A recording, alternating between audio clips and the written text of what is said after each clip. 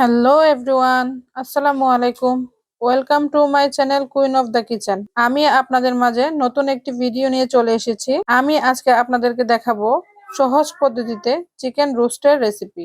যারা রান্নায় একেবারেই নতুন এবং কোনোদিনও চিকেন রোস্ট তৈরি করেননি, তারাও যদি আমার এই ভিডিওটি না টেনে দেখেন, তাহলে পারফেক্টলি চিকেন রোস্টটি বাসায় তৈরি করে ফেলতে পারবেন। যারা এখনো আমার চ্যানেলটিকে সাবস্ক্রাইব করেননি, আরো মজাদার নতুন নতুন রেসিপি পেতে আমার চ্যানেলটিকে সাবস্ক্রাইব করুন এবং ফেসবুক পেজটিকে ফলো দিয়ে পাশে থাকুন। কথা না বাড়িয়ে আমরা মূল ভিডিওতে চলে যাই।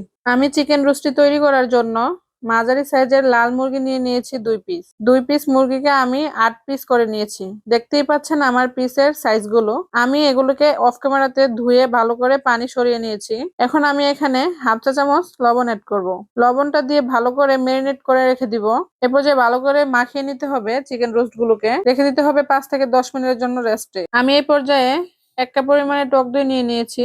দিয়ে দিচ্ছি 2 চামচ রোস্টের মশলা। এই দুটি উপাদান আমি এখন মিক্স করে নিব। দুটি উপকরণ আমি একসঙ্গে মিক্স করে নিয়েছি। এখন এটাকে আমি সাইডে রেখে দিব।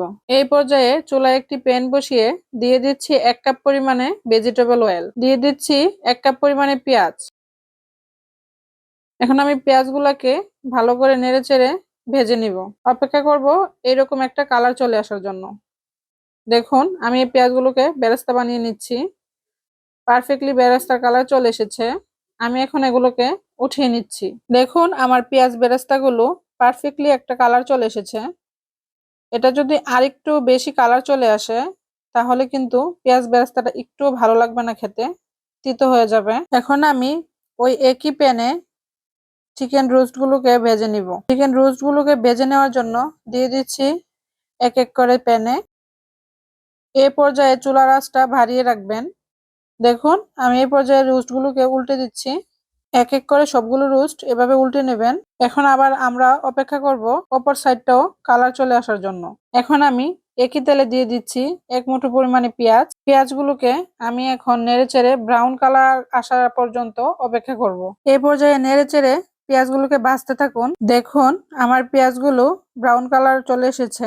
এ পর্যায়ে আমি এখানে কিছুটা মশলা অ্যাড করব। দিয়ে দিচ্ছি 3 চা চামচ পেঁয়াজ বাটা। পেঁয়াজগুলোকে নেড়েচেড়ে মিক্স করে নিচ্ছি। দিয়ে দিচ্ছি পরিমাণ মতো লবণ। ভিডিওর ত্রুটির কারণে এখানে আমি দই রোস্টের মশলাটা যে মিক্স করে রেখেছিলাম এবং আদা রসুন বাটা 2.5 টেবিল চামচ, গরম মশলা 1/2 টেবিল চামচ, জিরার গুঁড়ো 1/2 টেবিল চামচ, এই ভিডিওটি স্কিপ হয়ে গিয়েছে। এই সবগুলো উপকরণ দিয়ে নিবেন। এখন দিয়ে দিচ্ছি 1/2 টেবিল চামচ লাল মরিচের গুঁড়ো। দিয়ে দিচ্ছি বাদাম। এখানে আমি 15-20টা বাদাম এবং কিশমিশ 7-8টা কিশমিশ ব্লেন্ড করে নিয়েছিলাম। দিয়ে দিচ্ছি 2 টেবিল চামচ সস।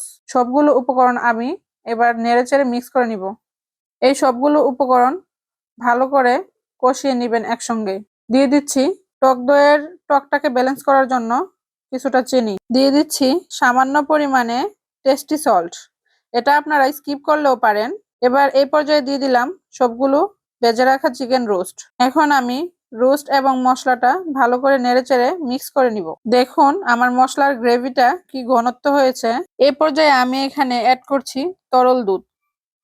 আমি 2 কাপ পরিমাণে তরল দুধ দিয়ে দিচ্ছি। আপনারা গুঁড়ো দুধ ইউজ করতে পারেন। সেই ক্ষেত্রে কুসুম গরম পানিতে দুধটাকে ভালো করে গুলিয়ে নিবে। এখন আমি দুধ এবং রোস্টগুলোকে ভালো করে মিক্স করে নিচ্ছি। এই পর্যায়ে দিয়ে দিচ্ছি 10-12টা কাঁচামরিচ। ঢেকে দিচ্ছি 5 মিনিটের জন্য। দেখুন আমার চিকেনটা প্রায় রেডি। এই পর্যায়ে আমি 1 মুঠো পরিমাণের পেঁয়াজ বেরেস্তা দিয়ে দিলাম।